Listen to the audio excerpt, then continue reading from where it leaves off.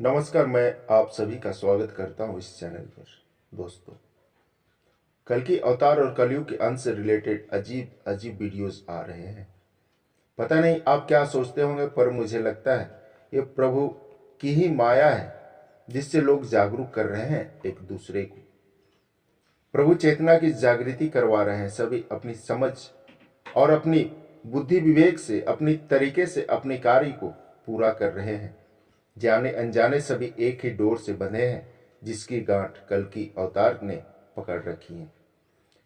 हमारे धार्मिक ग्रंथों में कई ऐसे किस्से कहानियां हैं जो पढ़ने में काफी अजीब लगती हैं कि भगवान के भी ऐसे रहस्य हो सकते हैं। एग्जाम्पल के लिए भगवान शंकर से जुड़ी पुराणों की कुछ पंक्तियों को ही देख लीजिए। पुराणों में वर्णन है कि भगवान शिव के तेज से कई राक्षसों की उत्पत्ति हुई। जालंधर नामक एक राक्षस की उत्पत्ति भगवान शिव के तेज से हुई थी, इसलिए उसे भगवान शिव का ही एक अंश माना जाता है। भूमा राक्षस की भी उत्पत्ति भोलेनाथ के माथे के पसीने की बूंद से हुई थी। ऐसे कई उदाहरण हैं।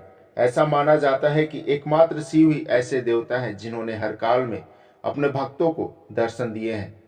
आप में से कई ये भी जानते होंगे कि सतयुग में जब समुद्र मंथन हो रहा था, उस वक्त भगवान शिव वहां उपस्थित थे। त्रेता युग और द्वापर में भी उन्होंने अपने भक्तों को दर्शन दिए।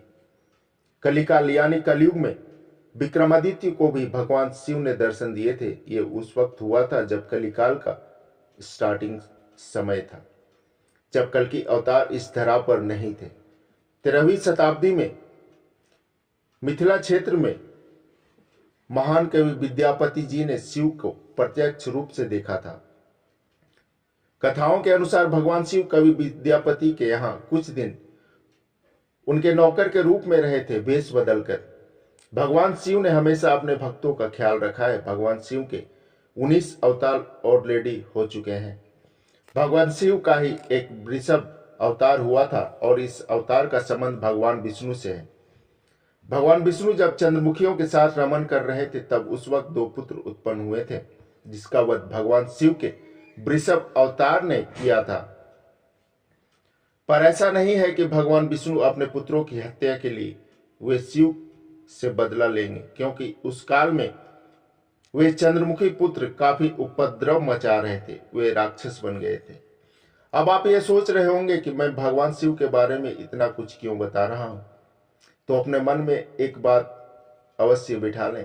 आने वाले कुछ सालों में या फिर कुछ महीने ही कह लीजिए, भगवान शिव कल की अवतार से जुड़ी एक अलग ही लीला रचने वाले हैं, जो आप सभी भक्तों को अचंभित करने वाली है।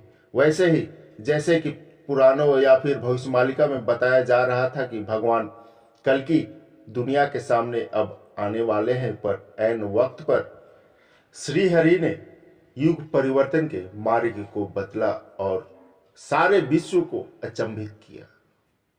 खैर, आज के लिए इतना ही।